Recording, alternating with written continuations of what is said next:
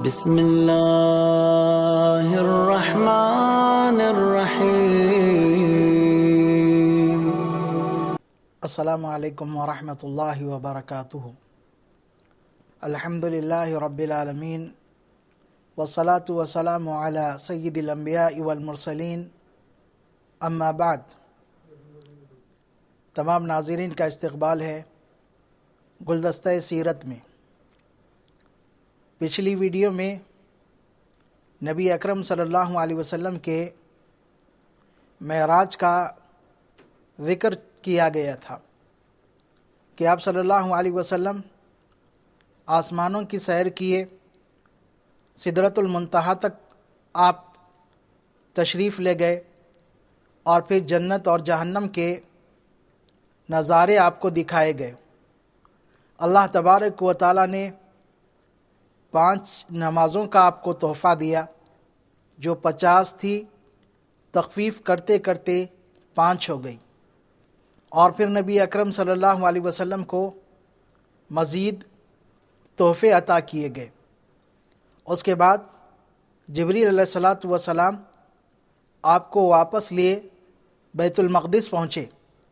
بیت المقدس سے پھر آپ براق پر سوار ہو کر مکہ مکرمہ کے لیے روانہ ہو گئے، اور جب آپ نے صبح کی تو آپ تشویش میں مبتلا ہو گئے، فکر مند ہو گئے کہ اگر میں یہ بات اہل مکہ کو بولوں گا تو یہ میری بات پر یقین نہیں کریں گے۔ آپ اسی فکر میں کعبۃ اللہ سے ٹیک لگائے ہوئے بیٹھے ہوئے تھے کہ ابو جہل آیا اور آپ کو فکر مند دیکھ کر طنزیہ انداز میں سوال کیا، کیا کوئی نئی بات پیش آئی ہے؟ تو نبی محترم صلی اللہ علیہ وسلم نے فرمایا ہاں۔ تو اس نے سوال کیا وہ کیا ہے؟ تو آپ صلی اللہ علیہ وسلم نے جواب میں فرمایا اسری بی، مجھے رات میں چلایا گیا۔ تو کہا کہ کہاں؟ تو کہا کہ بیت المقدس تک۔ تو وہ ایک دم حیران اور پریشان ہو گیا اور کہا کہ پھر صبح تم نے ہمارے درمیان کی؟ تو نبی محترم صلی اللہ علیہ وسلم نے کہا کہ ہاں، صبح میں نے تمہارے درمیان ہی کی۔ ابو جہل جو آپ کے استہزاء، آپ کے ساتھ مذاق کو وہ بہت زیادہ اس کا موقع تلاش کیا کرتا تھا، اس نے آپ سے کہا جو بات آپ نے مجھ سے کی، اگر میں دوسرے لوگوں کو بلاؤں تو ان کے سامنے بھی آپ یہی بات دہرائیں گے؟ تو آپ صلی اللہ علیہ وسلم نے ارشاد فرمایا ہاں۔ پھر اس نے لوگوں کو آواز دی، لوگ فوراً وہاں پر جمع ہو گئے۔ تو ابو جہل نے کہا کہ اے محمد، جو بات مجھے آپ نے بتائی ان کو بھی بتاؤ۔ تو نبی اکرم صلی اللہ علیہ وسلم نے فرمایا کہ رات میں مجھے اسراء کرایا گیا، یہاں سے چلا کر لے جایا گیا۔ تو لوگوں نے سوال کیا کہ کہاں؟ تو کہا کہ بیت المقدس۔ بیت المقدس جیسے آپ کی زبان سے سنا تو لوگ حیران پریشان ہو گئے۔ ان کے حیران پریشان ہونے کی وجہ یہ تھی کہ بیت المقدس اس زمانے میں مکہ سے بیت المقدس جا کر آنا قریب 40 دن کی مسافت تھی، 40 دن لگا کرتے تھے، اور نبی اکرم صلی اللہ علیہ وسلم راتوں رات بیت المقدس گئے اور پھر صبح مکہ والوں کے درمیان کی۔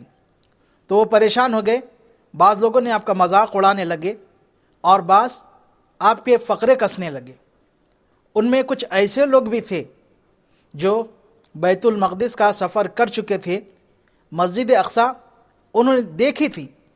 ان لوگوں نے آپ صلی اللہ علیہ وسلم سے مسجد اقصی کے بارے میں سوالات کرنا شروع کیا، آپ کو جانچنے کے لیے کہ آپ کی بات کہاں تک درست ہے۔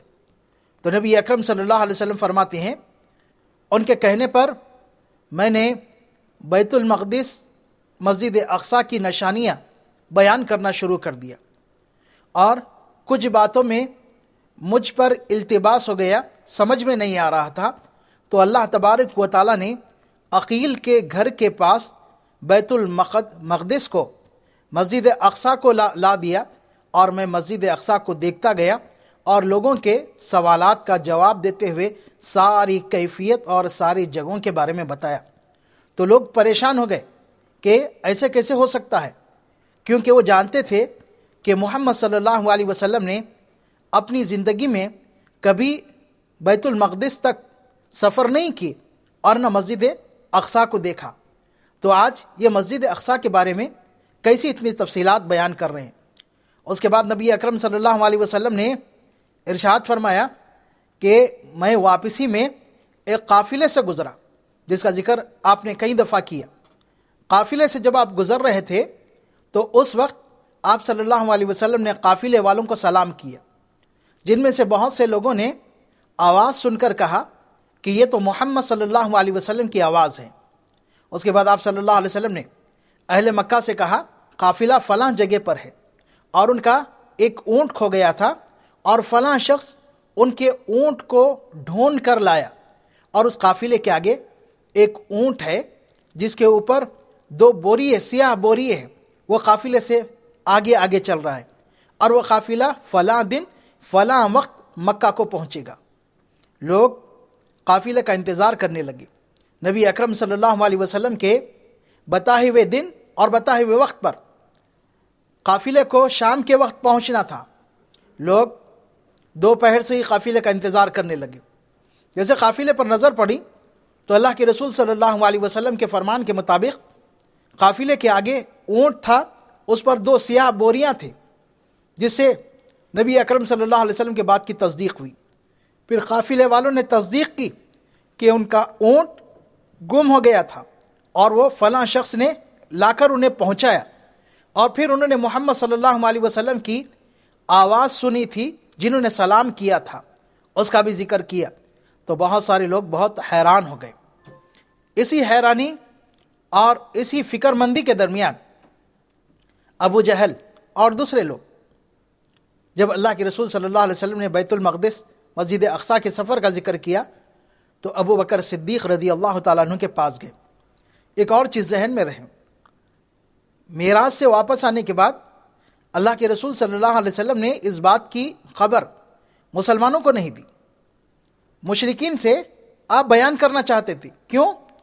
اس لیے کہ مشرکین قائل ہو گئے، وہ اگر اس بات کو مان لے تو پھر بہت سارے لوگ مسلمان ہو سکتے ہیں۔ مسلمان آپ صلی اللہ علیہ وسلم کی بات اور آپ صلی اللہ علیہ وسلم کی کہی ہوئی ہر خبر کی تصدیق کرنے والے تھے۔ اس لیے نبی اکرم صلی اللہ علیہ وسلم نے معراج کا ذکر نہیں کیا، صرف مشرکین کے سامنے اسراء کا ذکر کیا کہ آپ کو مسجد حرام سے مسجد اقصی تک رات میں لے جایا گیا۔ کیوں؟ اس کو ثابت کیا جا سکتا تھا، جیسے کہ اللہ کے رسول نے مسجد اقصی کی نشانیاں بتا کر قافلے کا ذکر کر کر ثابت کیا۔ آگے آسمانوں کے سیر کی بات یہ مسلمان ہی اس کی تصدیق کر سکتے تھے۔ تو نبی اکرم صلی اللہ علیہ وسلم سے جب یہ بات لوگوں نے سنی تو ابو بکر صدیق رضی اللہ عنہ کے پاس گئے اور جا کر ان سے کہنے لگے کہ تمہارے ساتھی محمد صلی اللہ علیہ وسلم کہتے ہیں کہ انہیں راتوں رات مسجد حرام سے مسجد اقصی لے جایا گیا ہے اور وہ صبح ہمارے درمیان کیے ہیں، کیا تم اس بات کو تسلیم کر سکتے ہو؟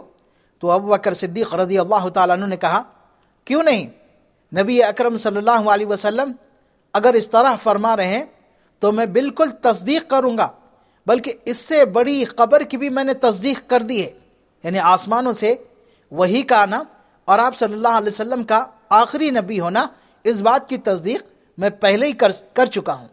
ابو بکر صدیق رضی اللہ تعالیٰ عنہ کے اس تصدیق کی وجہ سے آپ کو صدیق کا لقب دیا گیا کہ آپ سچ بولنے والے، سچائی کا اقرار کرنے والے اور تصدیق کرنے والے ہیں، اس لیے آپ صدیق اکبر کہلائے۔ نبی اکرم صلی اللہ علیہ وسلم کے معجزات میں معراج کا واقعہ ایک بہترین اور نمایاں معجزہ ہے، اور جو لوگ اس معجزہ کا انکار کرتے ہیں، بہت سارے لوگ جو اپنے آپ کو روشن خیال کہتے ہیں، وہ معجزات کا انکار کرتے ہیں، تو انہیں یاد رکھنی چاہیے کہ اللہ تبارک و تعالیٰ کا فرمان ہے انما امرہ اذا اراد شیئا ان یقول له کن فیکون، کہ اللہ تبارک و تعالیٰ کا معاملہ تو ایسا ہے کہ وہ جب کسی چیز کا ارادہ کرتا ہے تو وہ اس سے کہتا ہے ہو جا، بس وہ چیز ہو جاتی ہے۔ اللہ رب العالمین کو اسباب کی ضرورت نہیں پڑتی، بلکہ اللہ تبارک و تعالیٰ کسی بھی چیز کے انجام دینے پر قادر ہے، کسی بھی چیز کے انجام دینے پر قادر ہے۔ نبی اکرم صلی اللہ علیہ وسلم کے باتوں سے بہت سارے لوگ جہاں آپ کا مذاق اڑانے لگے، وہیں پر کچھ لوگوں نے آپ کی تصدیق بھی کی اور آپ صلی اللہ علیہ وسلم پر ایمان بھی لایا۔ تو اللہ کے رسول صلی اللہ علیہ وسلم کے بہت سارے معجزات ہیں، اور ان معجزات میں اسراء اور معراج کا بھی ایک معجزہ ہے۔ تو ہمیں چاہیے کہ معجزات پر ایمان رکھیں اور اللہ کے رسول صلی اللہ علیہ وسلم کے مزید معجزات جاننے کی کوشش کریں۔ اس کے بعد معراج کے واقعے کے بعد ہجرت کا مسئلہ ہمارے سامنے آئے گا، انشاءاللہ تبارک و تعالی آئندہ ویڈیو میں اس کی تفصیل بیان کی جائے گی۔ اللہ تبارک و تعالی ہمیں سیرت النبی سے واقف ہونے کی توفیق عطا فرمائے۔